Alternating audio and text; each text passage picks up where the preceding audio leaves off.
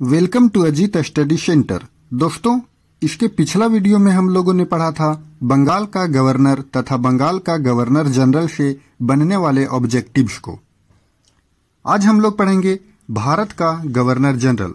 दोस्तों, अगर आप बंगाल का गवर्नर तथा बंगाल का गवर्नर जनरल का वीडियो आप नहीं देखे हैं तो डिस्क्रिप्शन बॉक्स में उसका लिंक दिया गया है, आप उसे अवश्य देख लें।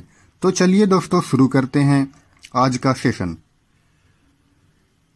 भारत का गवर्नर जनरल सबसे पहले जो बन करके आए वे थे Lord William Bentinck. Lord William Bentinck का कार्यकाल 1828 ईस्वी से 1835 ईस्वी तक था। इनसे संबंधित ऑब्जेक्टिव्स को देखते हैं। 1803 ईस्वी में इन्हें मद्रास का गवर्नर बनाया गया था।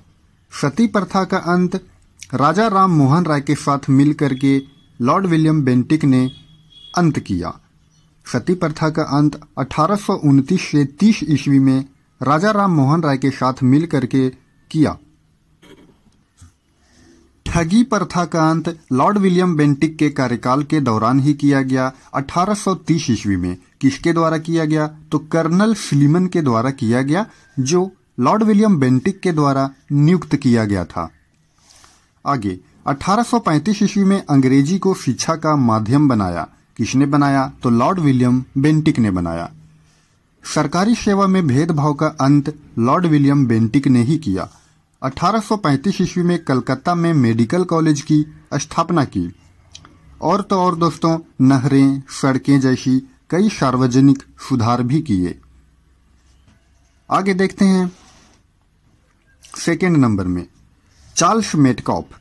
चार्ल्स मेटकॉफ, इनका कार्यकाल था 1835 से लेकर के 1836 तक। इनके शासनकाल में प्रेस को स्वतंत्रता मिली। आगे है लॉर्ड ऑकलैंड। इनका कार्यकाल था 1836 से लेकर के 1842 ईस्वी तक। लॉर्ड ऑकलैंड के कार्यकाल में क्या हुआ? तो जीटी रोड का निर्माण हुआ। जीटी रोड, जिसे हम लोग ग्रांड ट्रंक रोड के नाम से जानते हैं, वर्तमान समय में देखें दोस्तों तो नेशनल हाईवे 1 और नेशनल हाईवे 2 को अभी जीटी रोड यानी कि ग्रांड ट्रंक रोड कहा जाता है। आगे देखते हैं लॉर्ड एलनब्रो। लॉर्ड एलनब्रो का कार्यकाल था 1842 से लेकर के 1844 ईस्वी तक। लॉर्ड एलनब्रो के कार्यकाल में क्या हुआ? तो सिंध का विलय हुआ 1843 ईस्वी में और दास प्रथा का अंत हुआ 1843 ईस्वी में। फिर आगे आते हैं लॉर्ड हार्डिंग। लॉर्ड हार्डिंग का कार्यकाल 1844 से 1848 ईस्वी तक था। इनके शासनकाल में नरबली प्रथा पर रोक लगाया गया। तो क्वेश्चन आता है कि नरबली प्रथा पर रोक किसके शासनकाल में लगाया गया? तो लॉर्ड हार्डिंग के शासनकाल में। फिर आते हैं लॉर्ड डलहौजी। लॉर्ड डलहौजी से बहुत सारा ऑब्जेक्टिव बन करके आता है, तो इसको ध्यान से देखना है। लॉर्ड डलहौजी का कार्यकाल 1848 से 1856 ईस्वी तक रहता है। इन्होंने क्या क्या किया देखते हैं। व्यपंगत सिद्धांत यानी कि हड़प नीति, जिसको हम लोग डॉक्ट्रिन ऑफ लैप्स के नाम से भी जानते हैं, ये लागू किया। किसने लागू किया? तो लॉर्ड डलहौजी ने ही लागू किया और विभिन्न रजवाड़ों को ब्रिटिश क्षेत्र के अंदर मिला लिया। हड़प नीति में बेसिकली होता क्या था दोस्तों कि भारत में जितने भी कमजोर राजा हुआ करते थे या फिर उनके संतान नहीं होते थे, जब वे निसंतान होते थे या फिर वे किसी न किसी रूप से वे कमजोर होते थे, तब लॉर्ड डलहौजी ने एक हड़प नीति जो चालू किया था, उसके तहत उस राजा से जितने भी उनके क्षेत्र होते थे उसे हड़प लिया जाता था। तो यही था डॉक्ट्रिन ऑफ लैप्स। तो कई बार क्वेश्चन पूछे जाते हैं कॉम्पिटिटिव एग्जाम में कि व्यपंगत का सिद्धांत या हड़प नीति या डॉक्ट्रिन ऑफ लैप्स को किसने लागू किया? तो किसने लागू किया था? लॉर्ड डलहौजी ने। डॉक्ट्रिन ऑफ लैप्स के तहत दोस्तों सबसे पहले 1848 ईस्वी में सतारा, 1849 में जैतपुर, 1849 में ही संभलपुर, 1852 में उदयपुर जो मध्य प्रदेश में है, 1853 में झांसी, 1854 में नागपुर और 1856 ईस्वी में अवध को हड़पा गया और ब्रिटिश क्षेत्र के अंदर मिला लिया गया। तो कई बार ये क्रम पूछ लिए जाते हैं, सीक्वेंस पूछ लिए जाते हैं कि कौन कौन सा जो क्षेत्र है वो सबसे पहले आरोही क्रम में सजाएं या फिर अवरोही क्रम में सजाएं। तो याद रखना है दोस्तों, सबसे पहले सतारा, फिर जैतपुर, फिर संभलपुर, फिर उदयपुर, फिर झांसी, फिर नागपुर और फिर अवध को हड़प करके ब्रिटिश क्षेत्र के अंतर्गत मिला लिया जाता है। इसके अलावा दोस्तों और भी कई सारे ऑब्जेक्टिव्स बनते हैं लॉर्ड डलहौजी से। तो देखते हैं, मेरठ में तोपखाना का केंद्र बनाया गया था। लॉर्ड डलहौजी के शासनकाल में क्या था कि मेरठ में तोपखाना का केंद्र बनाया गया था। सेना का मुख्य कार्यालय शिमला में बनाया गया था। शिमला को ग्रीष्मकालीन राजधानी बनाया गया था।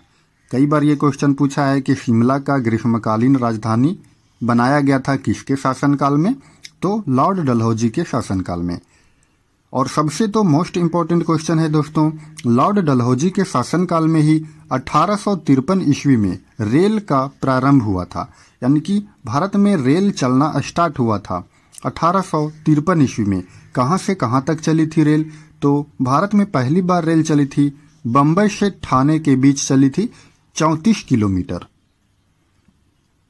लॉर्ड डलहौजी के शासनकाल में ही 1854 ईस्वी में डाक टिकट का प्रचलन हुआ था।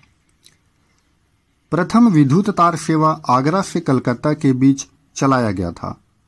1854 ईस्वी में ही चार्ल्स वुड द्वारा डिस्पैच लाया गया था जो विश्वविद्यालय शिक्षा से संबंधित था। तो इतने सारे क्वेश्चन बनते हैं हमारे लॉर्ड डलहौजी के शासनकाल से। इसके अलावे दोस्तों कुछ वर्ष है जो बहुत इंपॉर्टेंट है एग्जाम के दृष्टिकोण से। 1850 ईस्वी में सिक्किम विलय हुआ था। 1852 ईस्वी में पंजाब विलय हुआ था और 1852 ईस्वी में द्वितीय आंग्ल बर्मा युद्ध में बर्मा का विलय हुआ था। बर्मा जो अब म्यांमार का नया नाम है। आगे हम लोग देखते हैं दोस्तों लॉर्ड कैनिंग। लॉर्ड कैनिंग का कार्यकाल 1856 ईस्वी से 1862 ईस्वी तक रहता है। लॉर्ड कैनिंग अंतिम गवर्नर जनरल बने थे और इनके शासनकाल में ही 1857 ईस्वी के क्रांति का समय गवर्नर जनरल लॉर्ड कैनिंग ही थे। और लॉर्ड कैनिंग जो हैं वो प्रथम वायसराय बन करके भी आए थे, यानी कि अंतिम गवर्नर जनरल। और भारत के प्रथम वायसराय जो थे वो कौन थे? तो लॉर्ड कैनिंग थे। तो ठीक है दोस्तों, अगले वीडियो में हम लोग पढ़ेंगे भारत के वायसराय के बारे में। तो इस वीडियो को लाइक कीजिए, कमेंट कीजिए और शेयर करना ना भूलें। धन्यवाद।